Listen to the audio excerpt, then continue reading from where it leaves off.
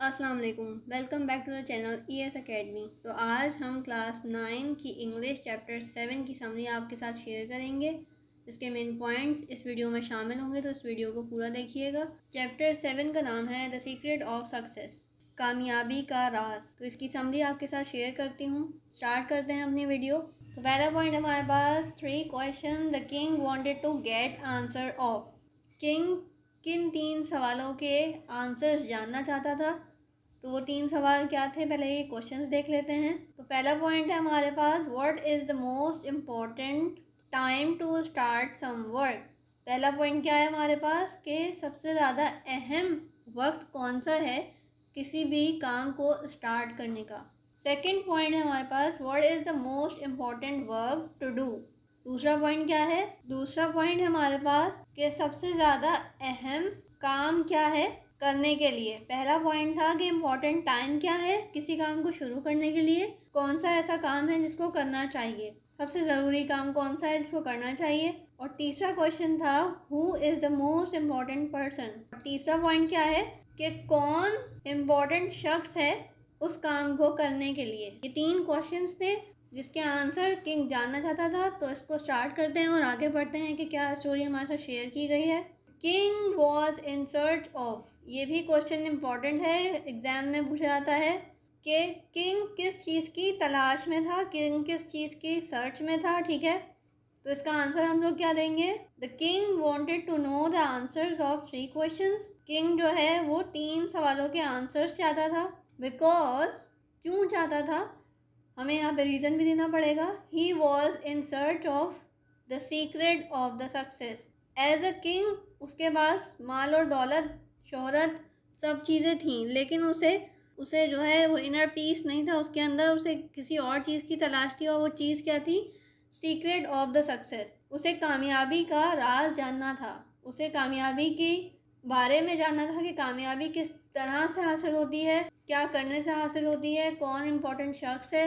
इन सारे सवालों के वो जवाब जानना चाहता था। नेक्स्ट हमारे पास, king ask his minister to do. King ने अपने मिनिस्टर को करने के लिए क्या कहा। King ask his minister to announce that.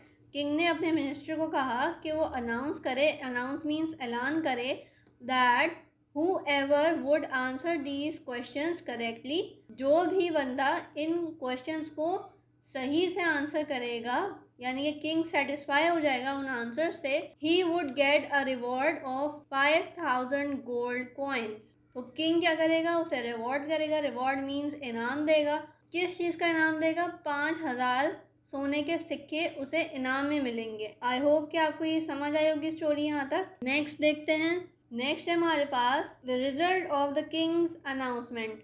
King ने जब ऐलान करवाया मिनिस्टर से तो उसको क्या फ़ायदा हासिल हुआ, उसके क्या नताइज निकले। आफ्टर द किंग अनाउंसमेंट, जब किंग ने अनाउंस कर दिया कि वो सही आंसर मिलने पर रिवॉर्ड भी करेगा, तो क्या हुआ, many people including the wise and the learn man come up with different answers. बहुत ज़्यादा लोग इंक्लूडिंग वाइज, वाइज मीन्स के अक्लमंद लोग भी आना शुरू हो गए, and the learn man come up with different answers, और अक्लमंद शख्स आना शुरू हुए, जमा होना शुरू हुए, और उन्होंने अपने अलग अलग आंसर्स देना शुरू किए, अपनी अकल, अपनी सोच के मुताबिक डिफरेंट आंसर्स देना शुरू किए। But the king was not agreed to any answer. लेकिन किंग जो था वो एग्री नहीं हो रहा था, उसे सेटिस्फेक्शन नहीं मिल रही थी कि ये आंसर उसके लिए सही हैं, उसको उन क्वेश्चंस का आंसर उसके मुताबिक नहीं मिला था अब तक। The king reluctant to go to a saint to get answer of his questions. ये भी एग्जाम में क्वेश्चन आता है कि रिलक्टेंट यानी कि हिचकिचाहट, किंग को हिचकिचाहट क्यों थी। सेंट कहते हैं किसी बुजुर्ग को। तो किंग जो है वो बुजुर्ग के पास जाना चाहता था अपने क्वेश्चंस के आंसर लेने के लिए, लेकिन वो किसी हिचकिचाहट का शिकार था। वो हिचकिचाहट क्यों थी किंग को, इसके बारे में पढ़ते हैं। The king wanted to go to a saint for getting accurate answer for his questions. King को ये बात मालूम हो गई थी कि जो क्वेश्चंस किंग ने पूछे हैं उनके आंसर किंग को सेंट ही दे सकते हैं, यानी कि बुजुर्ग ही दे सकते हैं, लेकिन वो किसी हिचकिचाहट का शिकार था। वो हिचकिचाहट क्यों थी, he was reluctant to go because the saint did not like rich man. क्योंकि बुजुर्ग को अमीर लोग पसंद नहीं थे, अमीर लोगों से मिलना पसंद नहीं था। इस वजह से किंग हिचकिचाहट का शिकार था, क्योंकि किंग जो था उसके पास मालो दौलत मौजूद थी। एज अ किंग जो था वो बुजुर्ग के पास जाने के लिए हिचकिचाहट का शिकार था। ये हमने पॉइंट पढ़ लिया, हमें ये चीज क्लियर हो गई। आगे बढ़ते हैं। Scheme did the next thing to contact the saint. क्या स्कीम निकाली किंग ने टू कॉन्टेक्ट द सेंट, यानी के सेंट के बुजुर्ग से कॉन्टेक्ट करने के लिए किंग ने क्या स्कीम निकाली? The king dressed in rags, rags कहते हैं फटे पुराने कपड़ों को। The king dressed in rags and went to meet the saint as a beggar. Rags कहते हैं फटे पुराने कपड़ों को और बेगर कहते हैं भिखारी को, फकीर को। तो किंग ने अपना ड्रेस कैसे कर लिया, अपने आप को ड्रेसअप कैसे कर लिया? फटे पुराने उसने कपड़े पहन लिए, उसने अपना एक फकीरों वाला, भिखारियों वाला रूप धार लिया ताकि वो अमीर ना लगे और सेंट उसे पहचान ना सके। The bearded man, bearded man कहते हैं, बेयर्ड कहते हैं दाढ़ी वाले शख्स को। The bearded man want to do with the king. Bearded man जो था वो किंग के साथ क्या करना चाहता था? The bearded man wanted to kill the king. Bearded man जो था वो किंग को मार देना चाहता था, because the king had murdered his brother. King ने जो था वो bearded man के भाई का कत्ल किया था। The bearded man wanted to take revenge of his brother's murder. bearded man जो था वो किंग से अपने भाई के कत्ल का बदला लेना चाहता था। मर्डर कहते हैं मकतूल को जिसको कत्ल किया गया है। ठीक है, आई होप कि यहाँ तक क्लियर होगा। नेक्स्ट पॉइंट है the king do with the bearded man. King ने उस बूढ़े शख्स के साथ, दाढ़ी वाले शख्स के साथ क्या सलूक किया? The bearded man was injured. Bearded man जो था वो इंजर्ड था, जख्मी था। And the king look after him. King ने उसकी देखभाल की। विद ग्रेट केयर, बहुत उसका ख्याल रखा। एंड लव, और प्यार और शफकत से उसका ख्याल रखा। The bearded man turn from an enemy to the king to his faithful servant. Bearded man जो था वो क्योंकि बादशाह का दुश्मन था, क्योंकि बादशाह ने बेयर्डेड मैन के भाई का कत्ल किया था, तो इसलिए बेयर्डेड मैन किंग का दुश्मन था। लेकिन वो किस तरह से टर्न हुआ एक फेथफुल सर्वेंट के तौर पर? बेयर्डेड मैन जो था वो एक फेथफुल सर्वेंट बन गया बाद में। क्यों बना उसकी वजह हम पढ़ते हैं। The bearded man turn from enemy to the faithful servant because of the king's hospitality. Hospitality कहते हैं हमदर्दी को, खातिर तवाज़ा करने को, मेहमान नवाजी करने को, ख्याल रखने को। Because of the king hospitality and compassion towards him.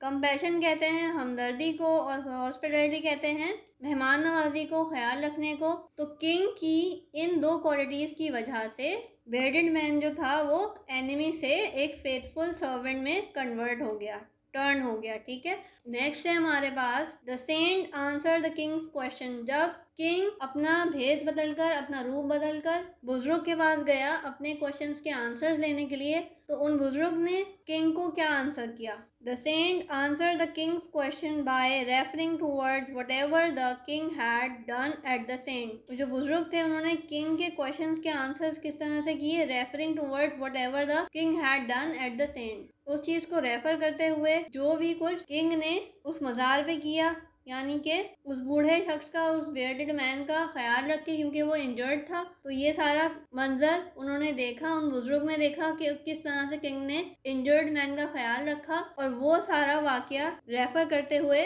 उन्होंने किंग के क्वेश्चंस के आंसर्स किए। क्या किए?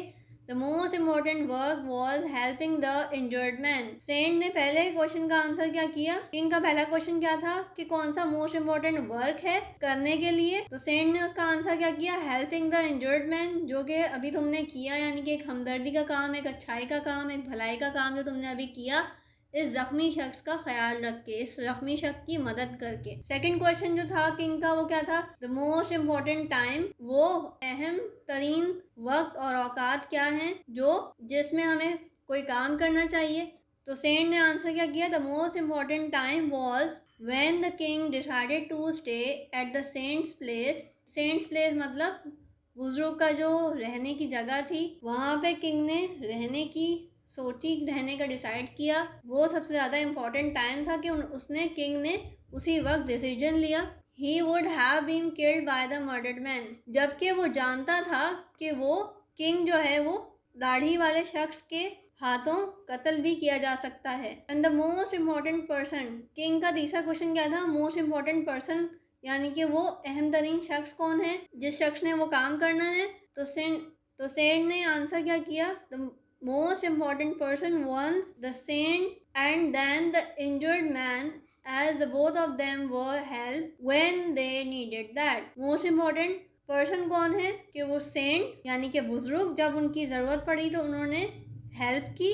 And then the injured man as a both of them were help, king ने बेडेड मैन की मदद की और बेडेड मैन फिर उसने भी एहसान उतारने के लिए, मशकूर होने के लिए, जब किंग का वो फेथफुल सर्वेंट बन गया तो वो इम्पॉर्टेंट शख्स है। नेक्स्ट है हमारे पास what is the moral of the story. सबसे अहम पॉइंट हमारा यही है चैप्टर का। What is the moral of the story, सबसे अहम पॉइंट हमारा चैप्टर का है। ये पूछा जाता है कि what is the moral of the story, तो इस स्टोरी का मोरल क्या था? The moral of the story is that, moral of the story क्या है? The most important time for doing any thing is the present time. King का पहला question क्या था कि मोस्ट इम्पॉर्टेंट टाइम क्या है किसी भी काम को करने के लिए? तो सेंट ने आंसर किया था कि जो तुमने अभी बर वक्त डिसीजन लिया है वो मोस्ट इम्पॉर्टेंट टाइम है। यानी ये मोस्ट इम्पॉर्टेंट टाइम हमारी ज़िंदगी में कभी भी आ सकता है, कोई भी लम्हा हो सकता है इम्पॉर्टेंट हमारी ज़िंदगी का, जहां हमें डिसीजन लेने की ज़रूरत हो और हम अच्छा डिसीजन ले लें। तो इस स्टोरी का मोरल क्या है? The most important time of doing anything, किसी भी काम को करने के लिए सबसे अहम वक्त क्या है? द प्रेजेंट टाइम, यानी कि हाल। ना हम फ्यूचर के बारे में इतना सोचें कि आगे क्या होगा, ये कर लेंगे तो ये क्या होगा, ये कर लेंगे तो ये क्या होगा।